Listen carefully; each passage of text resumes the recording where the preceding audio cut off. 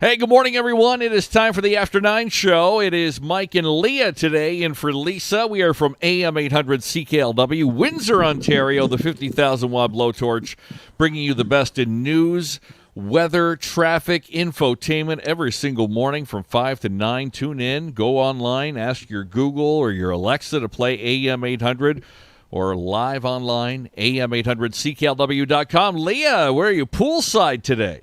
I am sitting within the pool enclosure in the palatial estate in South Windsor, Ontario. Actually, Very nice. We have an above-ground pool. It's nothing overly special, but we like it.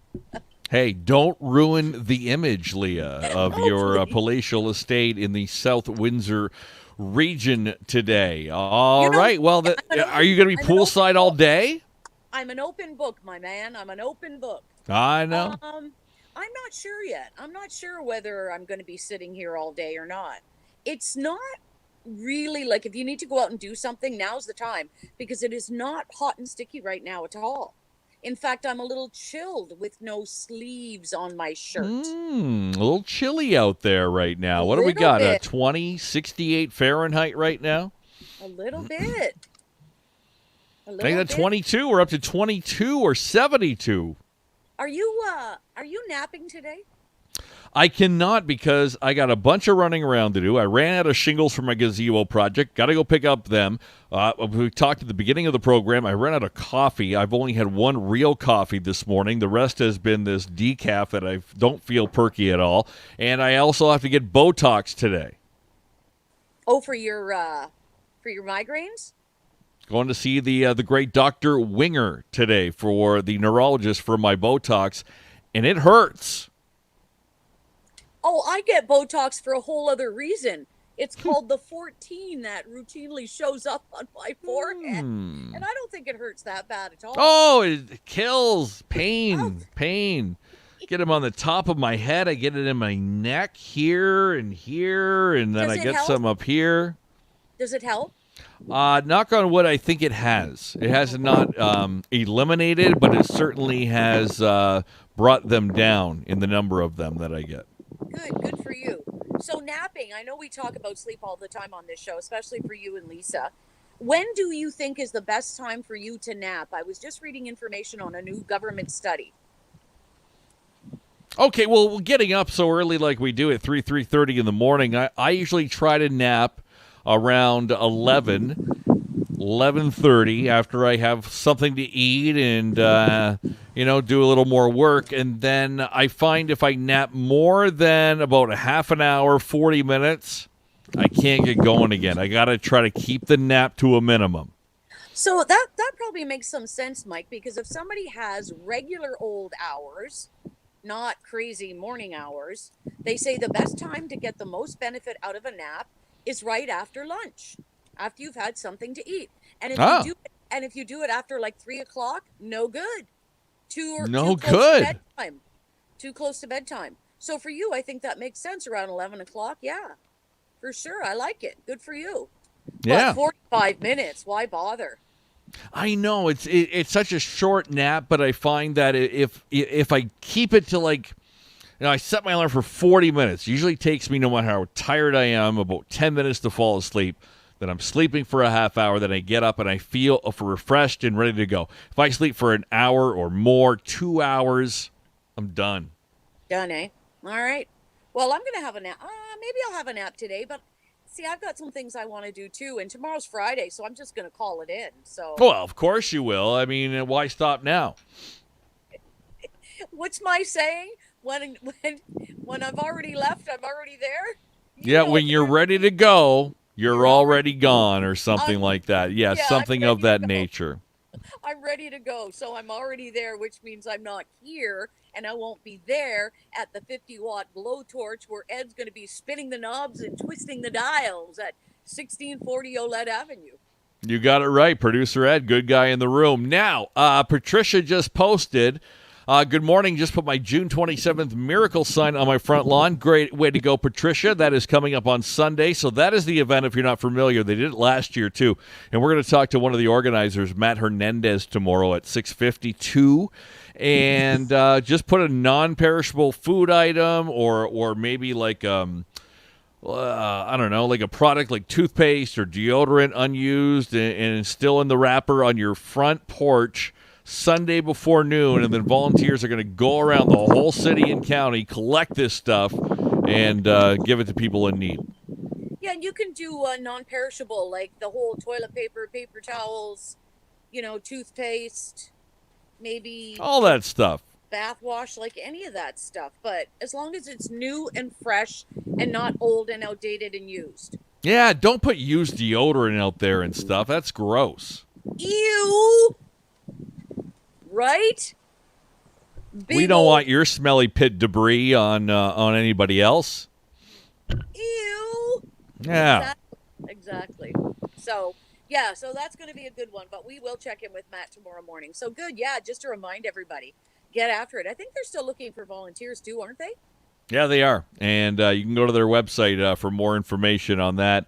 It's on our blog page at AM800CKLW.com. Okay, Leah, I know you are itching to travel and go somewhere and go on a plane. Well, you know what? You and everyone else may be paying a little bit extra. We'll get to that in just a minute. But right now, I want to talk about traveling in a different way. Now, traveling with pets. Have you ever done that before? Traveled with your pets? No, we've never taken when we had Pilot, we never took her like to a hotel or anything like that. Cottage or something, yes. Hotel, no. Yep. Well, we've taken when we had Tram and Lulu have both traveled to hotels. One in I think in Toronto. George, when we had George, we had the Summer of George. He came to Chicago and stayed at a very nice hotel. And Kitty has traveled. When we had her, Kitty traveled to Ottawa with us and stayed at a very nice hotel. But now, listen to this for your pet. A luxury doggy hotel has opened in beautiful Macon, Georgia. The Wagsworth Hotel, Leah, offers each dog its own room with a bed and a blanket that are changed each day, fresh sheets for the bed, and the rooms are equipped with TV, radio, and a play area. Okay, gimmick. Stop. Come on. There are homeless people that don't have a place to stay. Well, this isn't free. You got to pay for it. Well, I know, but come on. Come on. First of all, does your pet, if you just lock Lulu away, maybe now because of Lulu's age, and sometimes dogs, as they get older, they just kind of want to be left alone. But what dog wants to be in their own room without their people? No one. I think Lulu would. Lulu, you're right. As she's gotten older, and she's like 11 and a half now, she does not want much to do with cuddling or laying there with me. Like yesterday, I went to take a nap, put her on the couch with me. She used to lay on my side, climb on me, lay on my side. Now off the couch. She went in the basement. So that's what I'm saying. Maybe if you have an older dog, but most other dogs, they do not want to be put in a strange room that they've never been to before, and you shut the door and go to your own room. Come on. No, I'm not down. Okay. All right. So you're not going to beautiful Macon, Georgia, to the Wagsworth Hotel with an animal. Dave says they used to have a hockey team in Macon, Georgia called the Whoopie. Wow. I love it. The Macon Whoopie. Get it? Yeah, I get it. I like it. Yeah, that is good. No, supposed to do that, Carolyn. I don't know what that means. Because Carolyn here said, try to get an apartment with a large dog. The discrimination on large, well-behaved dogs is sad. Yeah, a lot of places will say, we'll take your cats and your small dogs, but you're not going to bring a big dog in here. Well, and I thought you couldn't discriminate. Like if you had a dog, I mean, I guess you'd have to lie and then move in. And then once you've got the dog, there's nothing they can do about it. But I mean, I get it. I do get some of that. And I'm sorry, that might not be nice, but even if you say well behaved, I mean, we had a dog, you get a large dog. If you have like for example, hardwood floors or things like that, the floors will add to getting scratched up. I'm not saying that and that's not a dog acting up. That's just a dog being a dog and, walking across, like, there are issues. I'm sorry, there are. I don't know what to Yeah. say. Well, that's true, but producer Ed makes a good point here, chiming in. Big dogs are quiet; the small dogs love to yap. Oh, Lulu's a That's, yapper. yeah, that's very true too. But it's not Freaky. just about the quiet, it's about maybe the wear and tear. I don't know. But I've tried so many different things with Lulu to get her to shut it, but she, like, when she sees something, we're out on the walk, she's, sees another dog or another person, and I'm not going to do any shock collar, the collars with the spikes and all that. I'm not doing any of that. well, she's 11. Like, if you didn't train her in the beginning, you're not gonna start now. And Yeah, she's cute as a button, so she is. She's not here this morning. She went to work with Kelly today. nice. Good for her. Yeah, Good. at Media Street Video Productions. If you want to call there, get a video made, and see Lulu, give a call over to there. And finally today, Leah, if you're going to be flying lately, or in the next little while, once we are able to travel once again, ABC News is saying Frontier Airlines, and once one starts, the rest of them are going to follow, now charging passengers a COVID recovery fee. So the airline says, on top of your ticket, now, it's okay, a $1.59 charge is being applied to tickets to offset the costs of increased sanitation, cleaning on board the aircraft and in the airport, shields at the ticket counters and gate areas, and personal protective equipment for employees. No, I'm not down with that. Even though it's $1.59, it's the principle of the matter.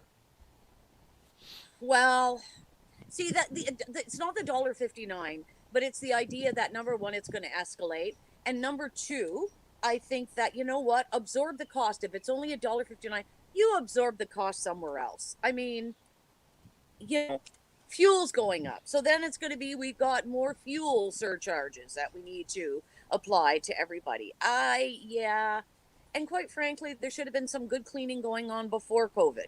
And Well, that's true. And you know what? I take responsible for my own cleaning. I bring my wipes when I fly. Like, Dave is my buffer. I get a window seat.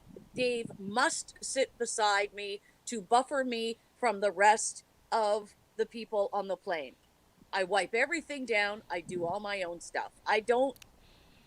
And this is even pre-COVID. I'll clean my area. I'm good. You don't have to do it. And this is pre-COVID. Yes. Wow. Look at you, the sanitization queen, Leah, cleaning up before she settles in for the flight. But I'm not a real germaphobe. But when when you saw how dirty like the tray was and people putting their bare feet up and stuff, it's like people have no manners or no couth. They have no way to act on a plane. I think there should be dress codes on a plane. I'm serious. I think you should have. Why? What have you seen that offends you? Like pretty much everything. People now treat flying like they're sitting on their living room couch. So you gotta be comfortable. They take off their shoes. They take off their socks. They put their feet up. They scratch their balls. They pick their nose. It's like, get up! Like, what are you doing?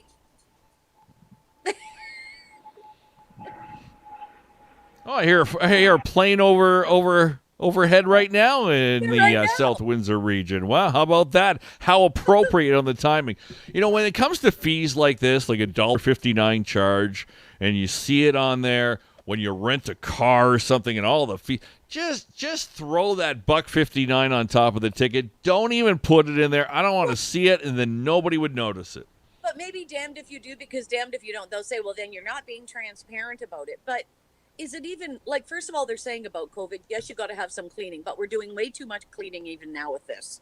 Like, they'll tell you, like, don't worry about the surfaces and stuff like that. Worry about washing your hands. Worry about making sure that, you wear a mask when you're supposed to and that you're double vaccinated. But the washing down of all the surfaces and the food I want that to be regular old cleaning. Do it. I don't care. Go in and spray the plane with, like, something that cleans it or whatever. But honestly, like, relax on that front. But flying, I do it only because it's a necessity to move.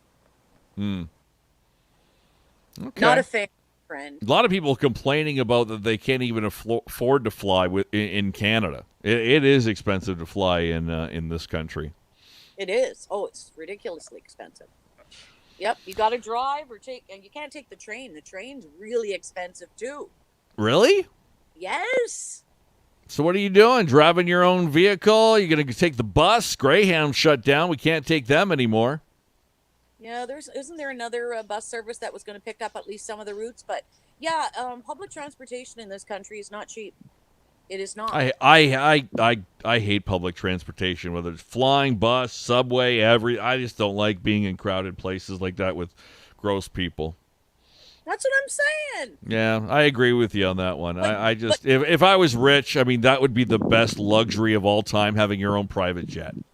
Oh my God, yeah. Or you know what, even better, like here, is this not a side hustle? Seriously, as I say that Dave is my buffer, you could hire a buffer to fly with you. Oh, yeah, right? I guess so. Buffer. You like the window seat. Like I'm at the window seat. Then you have a person that's your buffer to buffer you from the rest of the plane. I'm down. Maybe that's called first class. You buy an extra ticket, spend the extra money instead of paying for a person and move up a class. Maybe that's a better idea. Yes. Oh. All right. Okay. And we're done. Yeah, that's it. And Anne Marie saying, "Go outside, enjoy the day before the rain comes." What rain, Anne Marie? What forecast are you watching? Because it is sunny and beautiful, and a little bit breezy here in Windsor, Essex. I don't know where you are, but if we're gonna get rain, it's not going to be until later this evening or into tomorrow morning. Yeah, and then it's supposed to. Like, there's going to be a system apparently hovering. I hope the forecast is wrong. It's Environment Canada. It's terrible.